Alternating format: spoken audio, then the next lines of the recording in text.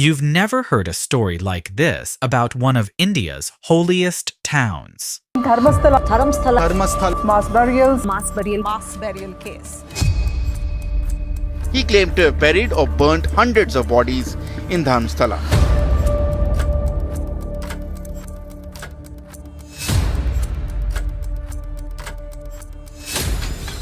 Most of these bodies were of girls and women, possible victims of sexual assault. ಮೌನದಲ್ಲಿ ನೆಲಿಗೆಯಲ್ಲಿ ಒಂದು ಕುಣಿಸಿ ನಿಲ್ಲುವ ನಿಶ್ಶಬ್ದ. 800 years of unbroken devotion. Millions of pilgrims walk these grounds every year, seeking blessings, miracles, answers. They come carrying hopes heavy as stone, believing this sacred earth can lift their burdens. But what happens when the very ground beneath a temple becomes the keeper of secrets too dark to speak? Dharmasthala operates like few others in India. Hindu priests serve a Jain-administered temple, a 500-year-old arrangement that should have been impossible. Yet here it thrives. Managed by one family for generations. The Hegade family has controlled Dharmasthala since the 16th century, 21 generations of hereditary power. The current head, Virendra Hegade, took control at just 20 years old in 1968. Under his leadership, this remote village transformed into something unprecedented. Free meals for every visitor, medical colleges, universities, a humanitarian empire built on faith and funded by devotion. But empires cast long shadows. 2003, a first-year medical student named Ananya Bhatt vanishes from Manipal Medical College, 21 years old. Bright future ahead. Last seen by her roommates before disappearing without a trace. Ananya's disappearance is haunting because of its proximity to Dharmasthala. The temple town lies just hours away from where she vanished. Pilgrims traveling between the college town and the temple pass through the same routes Ananya might have taken. 2 decades pass. The case remains unsolved. Ananya's family never stops searching, never stops asking questions. Her disappearance becomes one of those mysteries that haunts a community, always present, never resolved. Then, in 2025, someone claims to have answers. Someone who says he knows not just what happened to Ananya, but to dozens of others like her. Whistleblower, face hidden behind a mask. A 48-year-old man is a former employee at Dharmasthala. Allegations of bodies of hundreds of women who were raped and murdered over years being buried in the very popular pilgrimage town of Dharmasthala in Karnataka have actually sent shockwaves across the nation.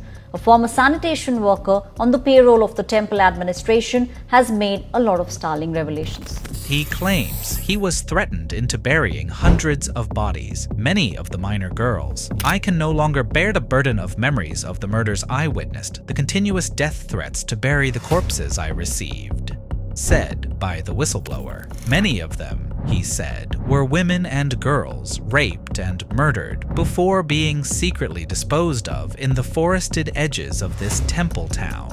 Within hours, India erupts.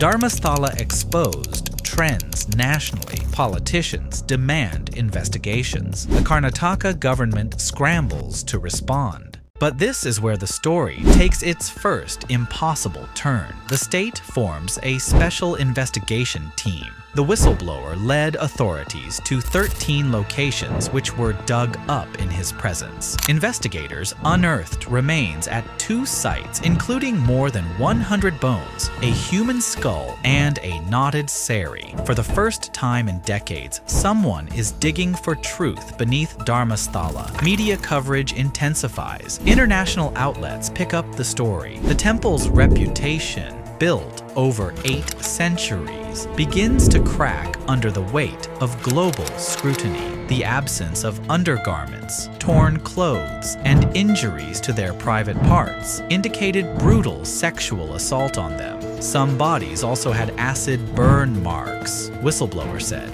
On July 15th, Sujatha Bhatt became the first person to file a fresh police complaint since the whistleblower went public. Sujatha claims her daughter Ananya was kidnapped and killed by temple associates. She provides a photograph of her missing child. Television stations broadcast her tearful pleas for justice. Her story gives the whistleblower's allegations a human face. Suddenly, this isn't just about anonymous bodies in unmarked graves. This is about mothers who lost daughters, families destroyed by institutional power. The narrative crystallizes a powerful temple protected by political connections, silencing victims and disposing of evidence. The kind of story that confirms every suspicion about unchecked religious authority. But truth rarely cooperates with perfect narratives. After dominating headlines for 3 weeks, the whistleblower's name has finally been revealed as Chinaya. The story gets even crazier with an insane reversal. Now, Chinaya's divorced wife has come out in public, accusing him of being a habitual liar who had probably fabricated the story about mass burials to make some money out of it. Another villager named Balu alleged Chinaya was ready to do anything for money. So when we heard about his claims, we knew for sure those were baseless. It simply doesn't make sense. What about the hundreds skeletal remains? What about the investigations, the 13 burial sites? Everything doesn't add up. There's definitely something fishy going on behind. On August 23rd, Chinaya is arrested on suspicion of giving false testimony and misleading investigators. Then Sujatha drops her own bombshell. That it was false and you didn't have a daughter. Is it true? Yeah, our daughter is true. You have a daughter. Yeah. But why did you claim to a YouTube channel? Forcibly. Who forced you? Your YouTube channel on inside YouTube channel. In a television interview, she admits she never had a daughter named Ananya, that YouTubers forced her to make a false claim. She later reveals the entire story was fabricated due to a land dispute, though she claims her confession was made under duress. 2 key witnesses.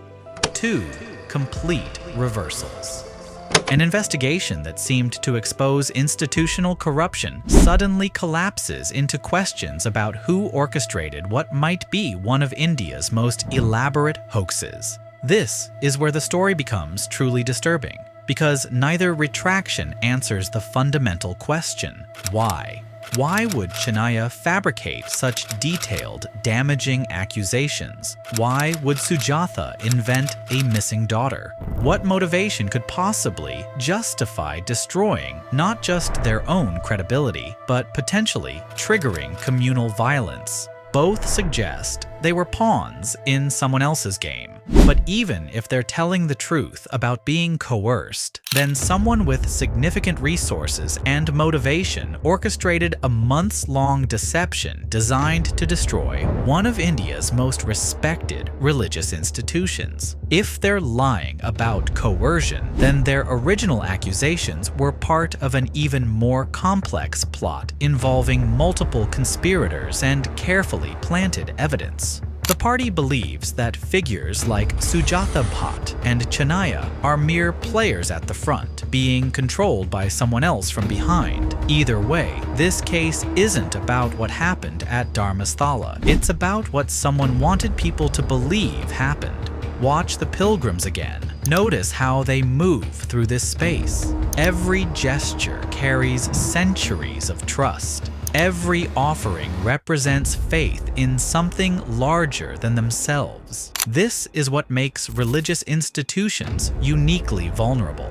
They don't just ask for money or political support. They ask for something far more precious: the suspension of doubt. When that trust is weaponized, whether by institutions protecting themselves or outsiders seeking to destroy them, the casualties aren't just reputations or investigations. They're the millions of people whose faith becomes collateral damage in battles they never chose to fight. Today, the case files remain open but effectively dormant. Chennaya sits in jail on perjury charges. Sujatha has disappeared from public view. The special investigation team continues to analyze evidence that may not exist. Virendra Hegade, the temple's hereditary head, has maintained his innocence throughout. The temple continues its charitable work. Pilgrims still arrive by the thousands, most unaware of the accusations that briefly threatened to destroy this 8th century legacy. But something has changed, because even false accusations leave scars. Even retracted testimonies raise questions that can't be unasked. The ground has been disturbed and covered again. The investigations have been launched and quietly shelved. The media attention has moved on to other scandals. Yet, the most unsettling questions remain unanswered.